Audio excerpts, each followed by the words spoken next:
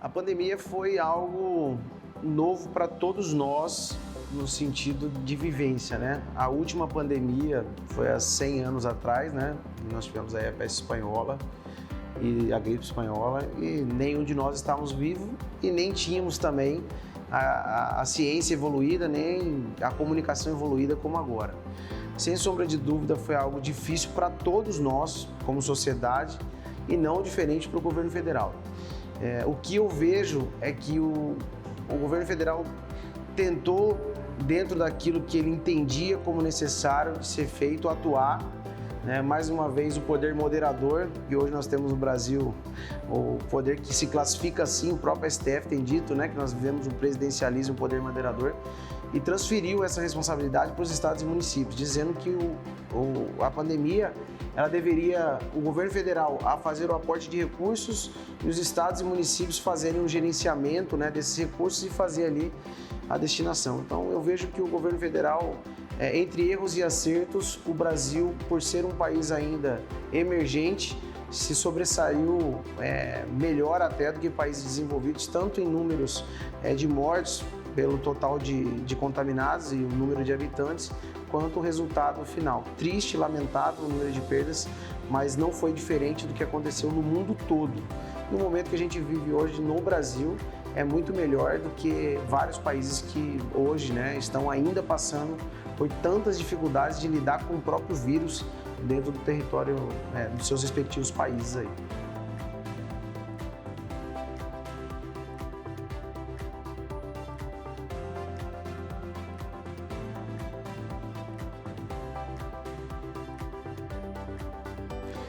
Só se nós fôssemos um produtor de vacina, né? Lembrando que o Brasil só ficou atrás da Índia, da China e dos Estados Unidos.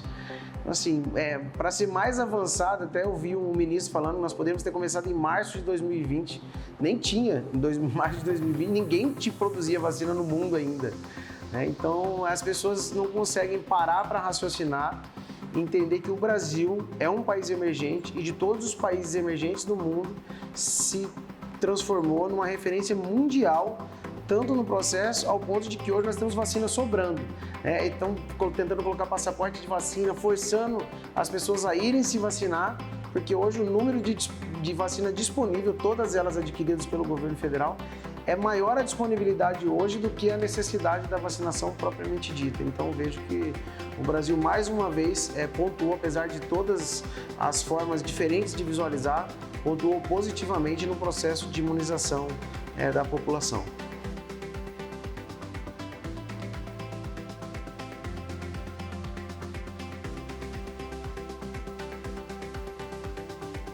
Acho que todos os governadores, todos os prefeitos e o governo federal buscou de alguma maneira dar sustentação, dar condições para o atendimento. Volto a dizer, pouco se sabe ainda sobre o vírus a nível mundial. A ciência ainda tem dúvida sobre o vírus, sobre o tratamento da doença propriamente dita, sobre as repercussões futuras, né? O pós, eu sou um caso desse, tem uma situação de uma trombose, pós-Covid, 6, 8 meses depois de eu ter me contaminado pelo Covid, eu tive uma trombose sem comorbidade, que a única explicação é a contaminação do Covid, né, lá atrás. Então, pouco se sabe a respeito. Vejo que o governador também fez, assim como eu acredito que o próprio prefeito Emanuel Pinheiro tomou algumas ações, né? Ninguém aqui no Mato Grosso e Cuiabá morreu por falta de oxigênio, ninguém aqui no Mato Grosso e Cuiabá morreu por falta de leito. Então isso a gente tem que colocar, independente, né, da situação que a gente se coloca, tanto o governador quanto o prefeito. Agora, nesse meio do caminho, muita gente se aproveitou do volume de recursos e da facilidade de poder operacionalizar e acessar esses recursos para, utilizando da pandemia, fazer malversação e aferir lucros e enriquecimento ilícito, né, por algumas questões relacionadas à corrupção, fraude, licitação, mas dentro da gestão, Estado e município, ninguém morreu por falta nem de oxigênio e nem de leito de UTI durante, inclusive, o pico de pandemia.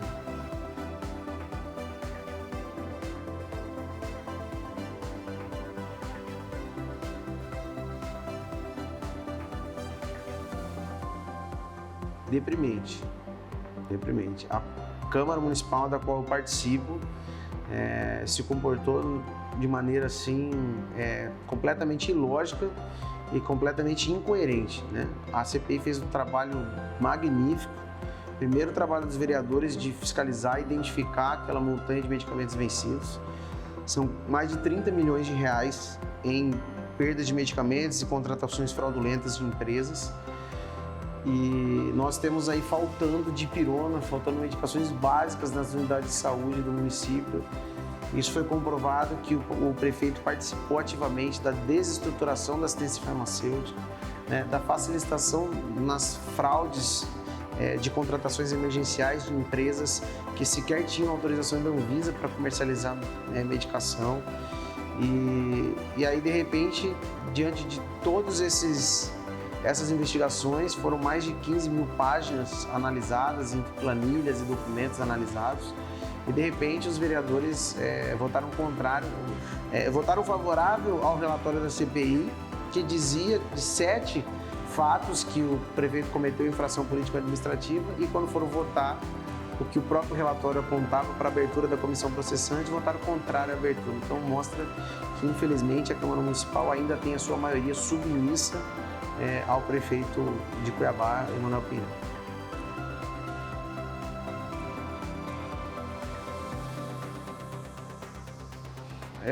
É complexo a gente falar a respeito disso, assim, falar assim, por um fato em si só. Eu vejo que todas as vezes que a população se frustra diante de votações, em especial daquilo que nós estamos falando de dinheiro público, de recurso do contribuinte, que é recurso meu, é seu, é nosso, e malversação sobre esse recurso, todas as vezes as pessoas ficam horrorizadas. E quando o protagonismo dessa horrorização, dessa população assombrada com esse tipo de comportamento, naturalmente faz com que a casa seja responsável por essa sensação de horror, de conivência com o ato delituoso. Então, vincula e permanece, ou melhor, corrobora para que a gente continue mantendo essa pecha de Casa dos Horrores no Parlamento cuiabano.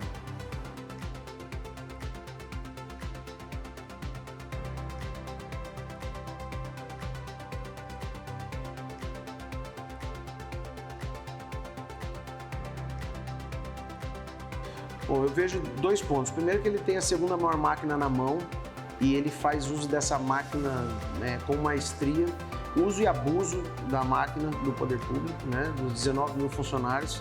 Ele transformou os cargos, essa colocação de VI, as gratificações. Então, para se ter uma ideia, 1/3 da arrecadação de campanha declarada dele foram de servidores da prefeitura, que são comissionados. Então, ele sabe usar essa estrutura muito bem.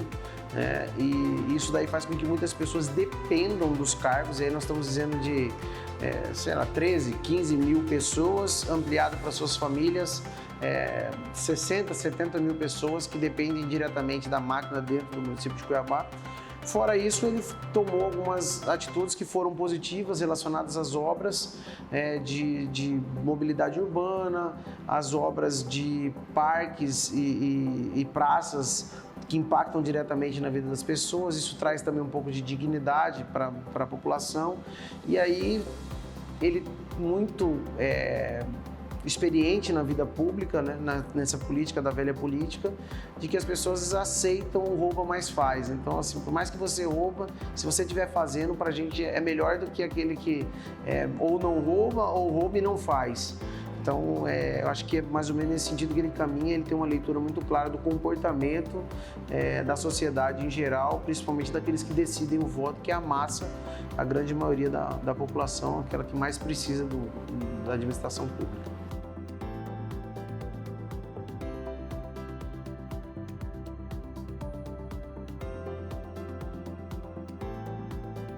Amizade, com certeza a amizade existe, Eu acredito que as relações dentro da política, elas independem de amizade ou não. Vou dar o meu exemplo. Eu não posso dizer que eu tenho amizade, mas eu tenho uma boa relação com as pessoas que hoje são meus pares. Mas a amizade são as pessoas que frequentam minha casa, que estão comigo, né, na minha relação direta de convívio.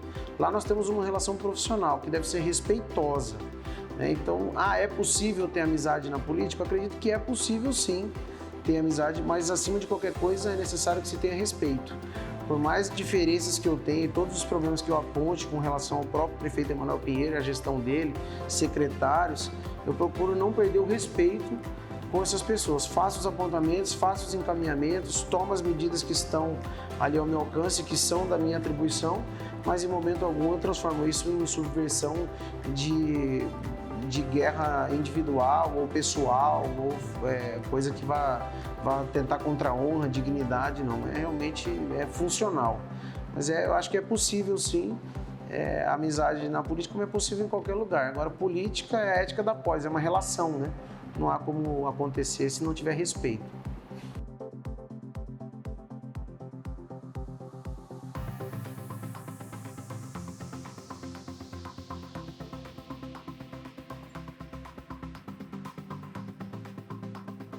Ainda melhor, se tem poucas mulheres na Câmara Municipal, nos parlamentos em geral, no Congresso, não precisa ter lei para aumentar ou obrigar o número de vagas para as mulheres ou para negros.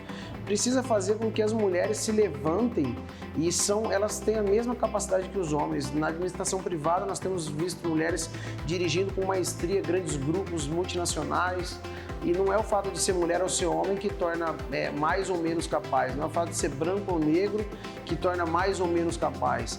Como a maioria da população é negra e a maioria da população é mulher, está faltando que esses grupos entendam que a política é o meio pelo qual se transforma a sociedade. Que essas mulheres, que essas pessoas que têm essas bandeiras se levantem e venham colocar o nome para a política e fazer com que as outras se sintam representadas. Não vai ser com criação de cargos, o parlamento tem que ter 50% de vaga para homem e 50% de vaga para mulher. Sou contrário a esse tipo de seleção e segregação dentro da sociedade, mas acho que é muito importante. A presença das mulheres no parlamento trazem também equilíbrio, os homens se sentem mais obrigados de respeitar, as mulheres ali dentro do parlamento, inclusive uns aos outros, na presença das mulheres ali dentro. Então acho que é um ponto de equilíbrio. Espero que o número aumente a ponto de nós chegarmos a ter 50% ou mais do parlamento com mulheres, mas não por obrigatoriedade de lei, por mérito delas mesmo, de entrar na política, de colocar o nome à disposição, de participar do pleito e ser reconhecida como uma liderança política de representatividade.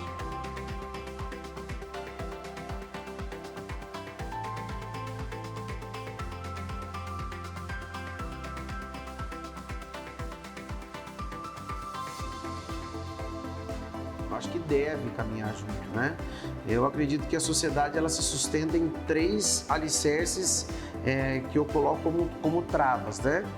As pessoas deixam de cometer, por vezes, ilícitos, ou porque existe regramento legal, que eu acho que é o menos impeditivo, ou porque ele tem uma criação em valores, na maioria das vezes, religiosos, mas são valores familiares. Então eu não vou fazer isso porque eu vou envergonhar meus pais, eu vou envergonhar meus filhos.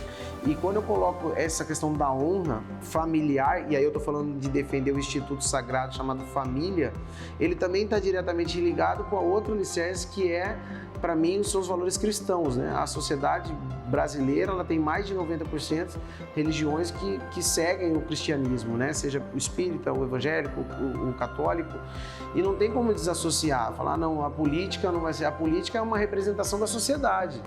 Não tem como a gente tirar, desvincular a política, igual falam para mim da polícia, não, agora você não é mais polícia, peraí, se eu sair da polícia, eu sou aposentado, estou reformado, e sou policial até morrer, eu sou policial reformado, da reserva remunerada. Eu posso deixar de ser político, mas eu nunca vou deixar de ser policial. Então, eu nunca vou deixar de ser cristão. Eu não estou cristão, eu estou político. E eu preciso defender na política esses valores, né? Apesar de não ser dessa bancada, vamos dizer assim, né, religiosas, da bancada da segurança, mas defendo e acho que é extremamente necessário, inclusive, né, como conservador, que essa bancada se fortaleça cada vez mais dentro da política.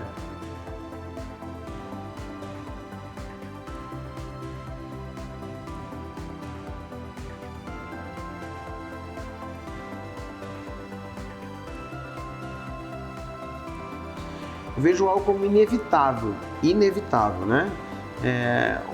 O comportamento humano, ele é conduzido, ele é solidificado justamente por essa influência. O pai influencia, a mãe influencia, a ausência dos pais permitem com que outros influenciem, que é uma questão, inclusive, né, muito vinculada à questão da criminalidade.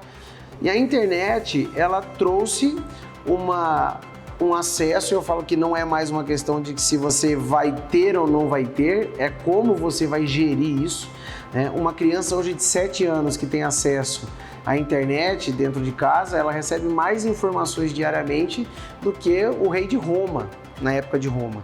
Então isso nós estamos falando do volume de informações que ela recebe. Agora, qual a qualidade dessa informação? Né? Nós falamos há pouco, inclusive, isso, a preocupação com a formação, com a família, com as crianças. Então, eu vou deixar a curiosidade, se o pai e a mãe não assumir essa responsabilidade de dizer para ela qual o caminho ou como que são as coisas, né, relacionadas aos temas diversos, ela vai buscar na internet. E ela vai deixar ser influenciada por pessoas que não necessariamente são formadoras de opinião. Antigamente nós tínhamos, né, os intelectuais e os formadores de opinião. Hoje a gente tem gente que nem assiste mais telejornal, independente da questão também ideológica que os próprios jornais estão trazendo, mas trazem, né, de alguma forma uma opinião, um formador de opinião. O influenciador não. O influenciador ele só influencia, ele só injeta aquilo que ele quer introspectar nas pessoas que o seguem. Então, a internet hoje é terra de ninguém. Qual é a possibilidade da gente travar isso? Eu diria que zero. Zero. Nós estamos falando da internet hoje, nós temos uma deep web, que pouca gente conhece. Quem quer ir para o crime? Nós estamos falando hoje de Bitcoin, de uma moeda que se não consegue palpar, não consegue controlar, não tem controle monetário, bancos, enfim. São situações que não dá mais para a gente fechar os olhos e dizer, o gabinete do ódio teve, tem e sempre vai ter. Desde lá de trás, quando nem existia internet, já existiam as contra-inteligências, já existiam trabalhos de insurgência, de resistência, que fazia também esse trabalho. Então, assim, a gente tem que aprender como conviver. A cada momento, né, a guerra ela vai mudando, a guerra ela vai vindo em gerações, e hoje nós vivemos uma guerra na era da informação. Hoje uma câmera, um canal na internet destrói mais do que uma arma na mão, né, de uma pessoa. Destrói vidas, destrói reputações. A gente tem casos de suicídios por cyberbullying, né? Então, assim, é o grande desafio nosso como sociedade. E aonde está o principal filtro? No ser humano. Começa a partir da educação individual, das crianças, dos adolescentes, de saber filtrar do que elas vão se alimentar, como acontece no alimento nosso. Né? Se você se alimentar mal, sua saúde vai piorar, assim vai acontecer com a nossa mente. Se você se alimentar mal, vai acontecer com o nosso espírito. Se você se alimentar mal, você vai adoecer o corpo, a alma, né? Não tem como, e a mente. Então, é bem isso que...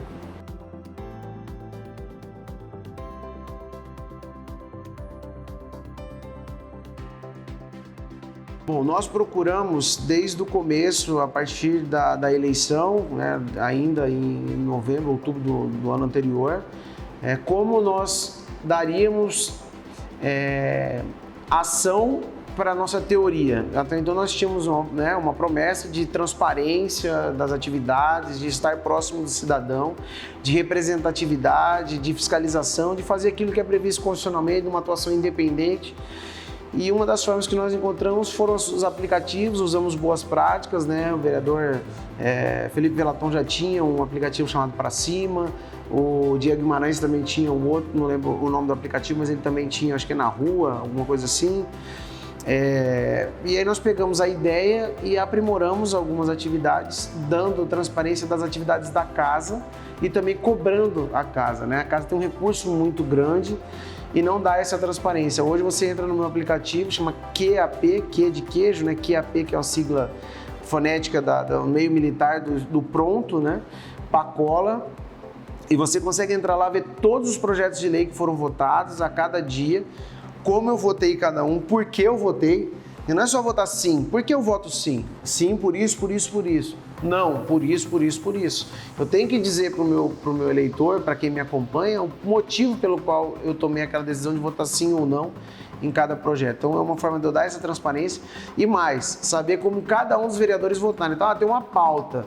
Hoje, se eu entrar no site da Câmara Municipal, eu não consigo saber quem votou a favor ou quem votou contra essa pauta. Mas se for lá no meu aplicativo, ele vai conseguir baixar o projeto na íntegra, ele vai conseguir ver quem vereador votou, quem faltou, quem se absteve, quem votou favorável, quem votou contra. Então é uma forma da gente dar transparência e ficar acessível também para o cidadão, né? Fora isso, ele pode agendar o uso de uma sala de reunião que nós temos, que é uma sala pública. Qualquer cidadão pode utilizar a sala de reunião do nosso gabinete por agendamento, pode sugerir projetos de lei, pode fazer denúncias. Nós recebemos mais de 700 denúncias esse ano, então foram quase 2 por dia. Né? Considerando aí o ano todo, no primeiro ano de uso do aplicativo.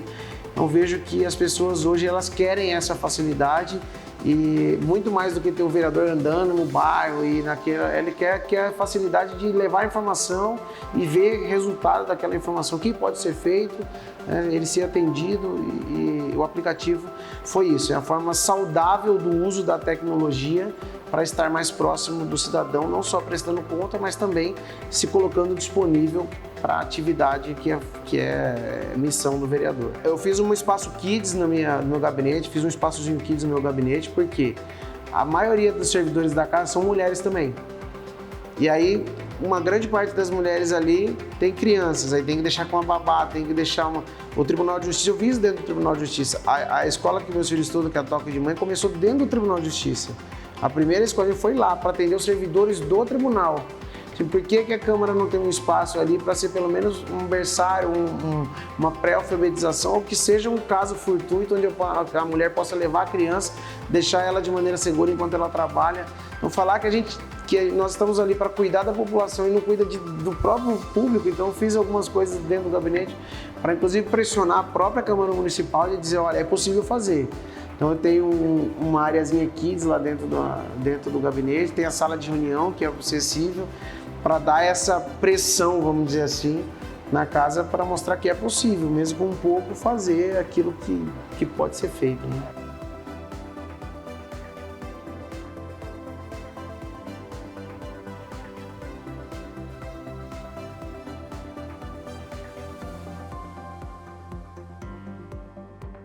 Bom, acho fantástico, vejo que o esporte ele tem todas as bandeiras que eu defendo, e o Cuiabá Esporte Clube mais ainda, porque o Cuiabá ele é uma empresa, um clube empresa, ele é gerenciado como se deve gerenciar as empresas, então ele é feito como unidade de negócio para gerar resultado, e a prova disso foi a ascensão rápida como eles conseguiram e a permanência logo no primeiro ano, que é um dos maiores desafios para os times pequenos, permanecer na Série A logo no primeiro ano, né? Então ano que vem nós teremos aqui competições importantíssimas, movimenta a economia local, aumenta a arrecadação, dá visibilidade para a cidade, só traz ganho. Então vejo que é possível sim. Esse recurso, que é um recurso do contribuinte, é um recurso público, ele deve ser investido. Por que investido? É tudo aquilo que retorna. E para esses times que trazem retorno, deve sim ser investido. E aqui não é pelo fato de investir no Cuiabá, é investir em qualquer time que esteja dando retorno, né, para o estado, para o município. E aí nós temos um retorno com relação às escolinhas. Essa semana a vereadora Michele Alencar apresentou um projeto fantástico, porque uma coisa que eu estou lá vereador, eu ouvi um atleta dizer: eu tenho colegas que têm que fazer opção, ou elas compram pão para se alimentar, ou ela compra o passe para poder ir treinar. Gente, como que nós vamos criar novos atletas ou despertar talentos? Nesse sentido, nós não temos um projeto de lei para passe livre para atletas, o número de atletas é insignificante. Por que não ter? E agora vai entrar, acho que até em regime de urgência dentro, né, de Cuiabá, que faz a grande também a DOT para poder acomodar o intermunicipal ou que o estado abarque isso daí. Mas assim, são coisas mínimas. E aí, numa escolinha dessa do Cuiabá, hoje o Cuiabá já consegue dar para os atletas que treinam na escolinha do Cuiabá, quem não tem condições de dar para eles, mesmo não tendo lei, eles dão um passe para a criança poder chegar lá, ela tem uma alimentação, dá uma estrutura de suplementação alimentar, um cuidado médico. Então, assim, o retorno que esses clubes trazem, e não só o Cuiabá, todos aqueles que têm o time de base, é tirar a criança da criminalidade, é dar para ela uma projeção de sonho futuro, né? E uma das coisas mais importantes para o ser humano é não perder a capacidade dele de sonhar com dias melhores, de sonhar e mudar a situação da família dele, seja por meio do esporte, do estudo, do trabalho. Então, é fundamental. Assim, fico muito feliz por esse feito do Cuiabá. Tive a oportunidade de fazer uma moção de aplausos para o time logo que eles foram no começo da Série A. E fico muito feliz de ver isso daí, meu filho podendo torcer, né, para o time que é da cidade dele. Então, acho que é um feito extraordinário esse do time do Cuiabá Esporte Clube.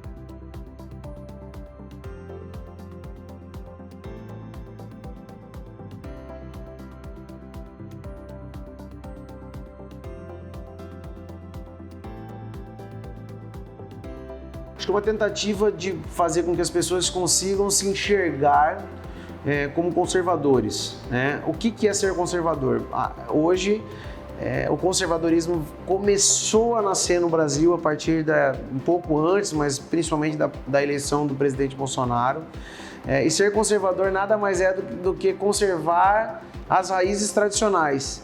Então, é conservar esse modelo de família tradicional, é conservar o desejo de você poder ver os seus filhos crescerem, de reunir aos domingos, de fazer ali um almoço em família, eles crescerem, não depender do Estado, né, do assistencialismo do Estado, poder empreender, poder ser empregado, poder trabalhar, sustentar. Então, ser conservador é conservar o modelo tradicional. E quando fala modelo da família tradicional, é esse modelo, porque há uma subversão, em especial feito pela esquerda, sobre algumas pautas que parecem pautas singelas, relacionadas ao tema aborto, legalização de drogas, ideologia de gênero, que por trás está o quê? Destruição da família, está lá, né? Se a gente pegar lá o marxismo, o gramscismo, ele vai falar destruir a família, a sustentação, lembra que ele falou lá atrás, dos valores da lei, da família, né, e da religião?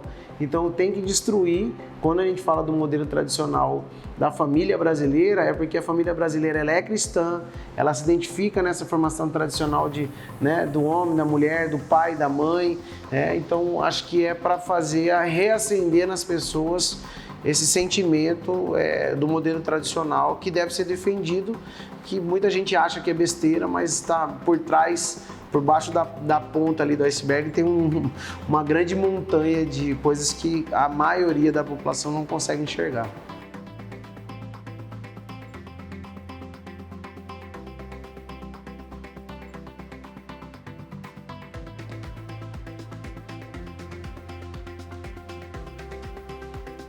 São duas coisas assim, fala que o bandido, a frase bandido bom é o bandido morto, né? Eu falo que, na verdade, não existe bandido bom, bandido é sempre ruim, não tem bandido bom, nem vivo nem morto, bandido é ruim sempre, né? Em qualquer situação. E a escolha do bandido ficar vivo ou morto é sempre do bandido, né? A partir do momento que o bandido desrespeita as autoridades ao ponto de ele achar possível de desafiar a polícia, ele só tem um lugar que ele deve voltar. Não é nem para casa dele, nem para o presídio, é para o cemitério. Porque não há qualquer tipo de aceitação para quem dá tiro na polícia para matar, tem que tomar tiro para morrer. E essa decisão não é da polícia. A polícia, ela em intervenções envolvendo arma de fogo, menos de 0,7%, nós estamos falando dos casos de prisão de assaltantes, prisão de pessoas por porte ilegal de arma, é menos de 1% dos casos há resultado morte. Então, se a polícia tivesse desejo de matar, nós tínhamos um índice de 1000 vezes mais mortos do que tem hoje no Brasil. Então, não é isso. A escolha de voltar vivo ou morto é do bandido e não da polícia. Então, esse é um primeiro ponto.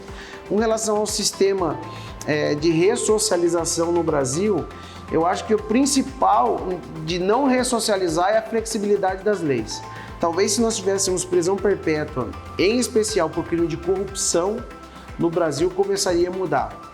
Aí sim eu acho. Condenação rápida. Hoje demora em média de 10 a 12 anos para um homicida ser condenado efetivamente no Brasil. Então, o problema não está só na ressocialização do presídio, está no processo como um todo. Quando eu coloco aqui, eu coloco que o processo o problema está nas polícias, Polícia Militar, Polícia Civil, Polícia Federal, Polícia Rodoviária Federal como um todo.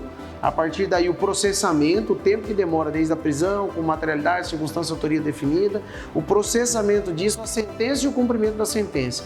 Primeiro grau, segundo grau, terceiro grau. Então, o sistema como um todo de justiça e segurança no Brasil está falido. Isso é o resultado que nós temos é a sensação de impunidade.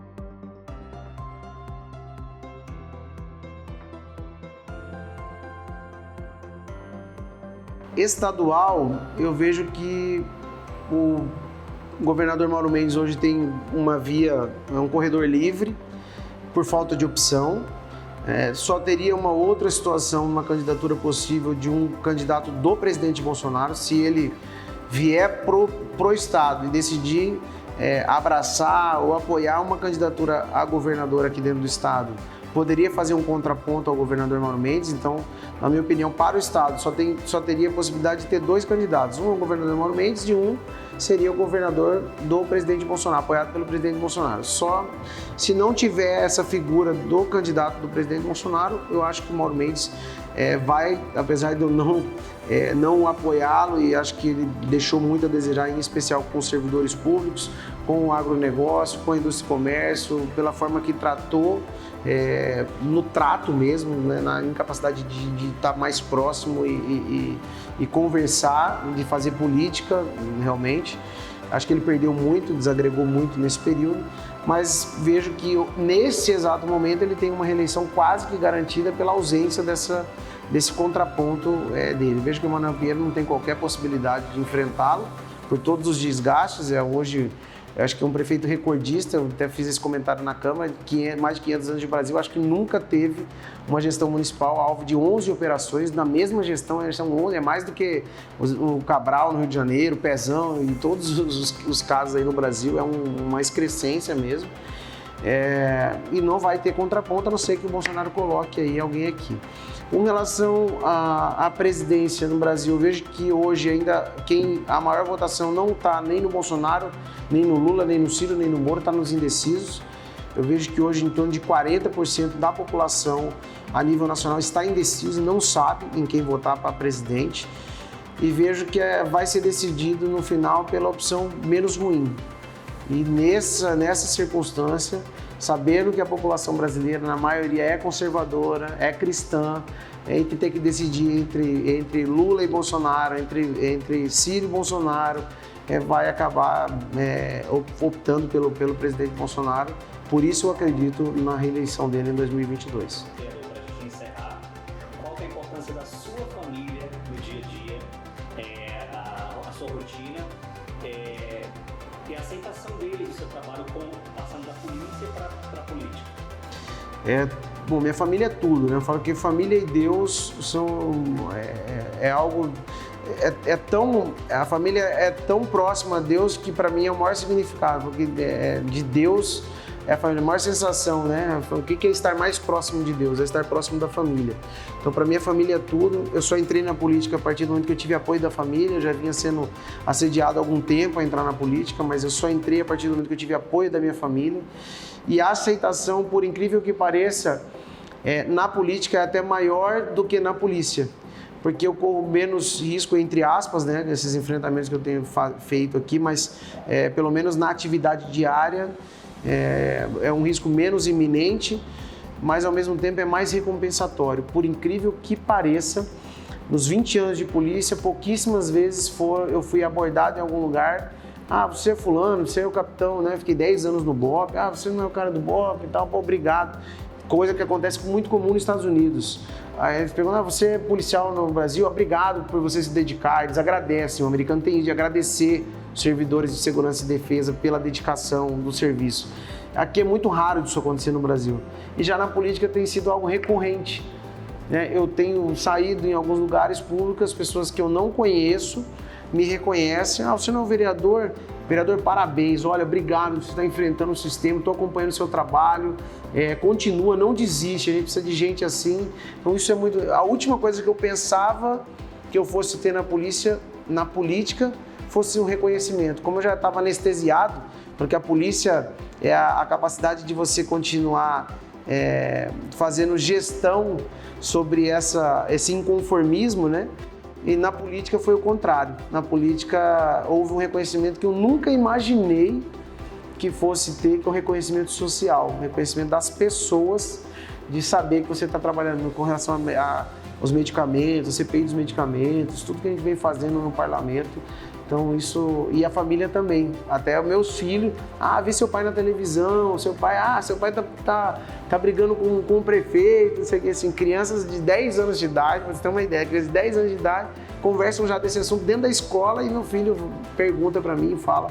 Então para mim é muito recompensatório, eu fico muito satisfeito por isso.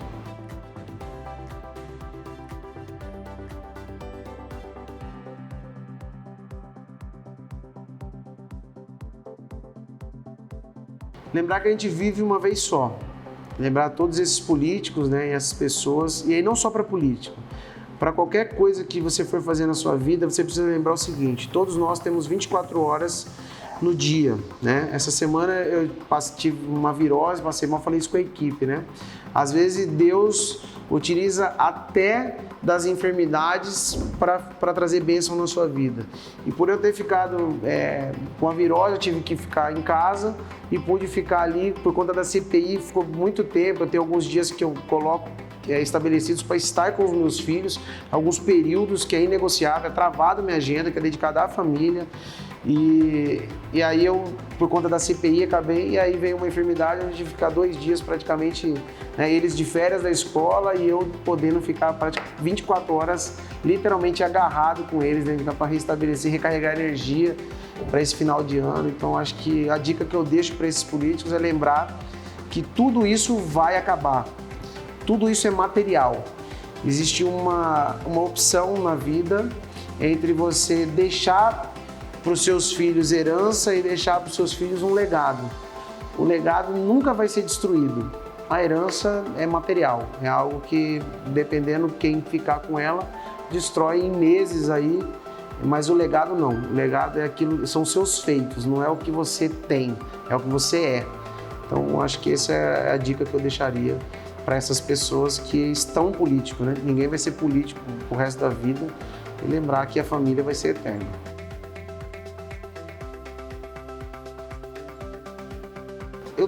Eu tenho no meu projeto pretensões, sim, de chegar aonde Deus me permitir, né, dentro da atividade. Tudo que eu sempre fiz na minha vida, coloquei a régua mais alta possível, de chegar no topo mais alto. Então eu falo assim, hoje na política você tem algum sonho? Onde você tem um sonho de chegar na política? Meu sonho é um dia ser presidente da República, porque eu sempre coloquei isso, isso vai acontecer. Tem um monte de coisa nesse meio do caminho, né? Agora, uma coisa eu falo assim, eu não quero sair da minha condição para presidente da República, como foi, por exemplo, o Lula. O Lula nunca foi, né, outros cargos, mas não, eu quero fazer o caminho. Então, se um dia for, eu quero ter a oportunidade de fazer tudo. E por que eu falo assim, a importância de que todo político deveria sonhar em ser presidente da República? Porque para ele um dia estar lá, ele não pode deixar um risco na carreira dele, na carreira não, né? Na vida pública dele, que político não faz carreira, na vida pública dele não pode ter um risco, porque se você quer chegar lá um dia, eu não posso ter rabo preso aqui como vereador, eu não posso ter um esquema aqui como vereador, como deputado, como senador, como qualquer outro cargo para estar lá. Pode ser que amanhã eu não seja nem candidato a vereador, mas isso daí me garante a integridade, né? O compliance, vamos dizer assim. Quando eu sonho alto, eu não posso me sujar no trajeto dos degraus a serem ascendidos dentro da vida pública. Um abraço a todos e acompanhe nossos trabalhos na Câmara Municipal.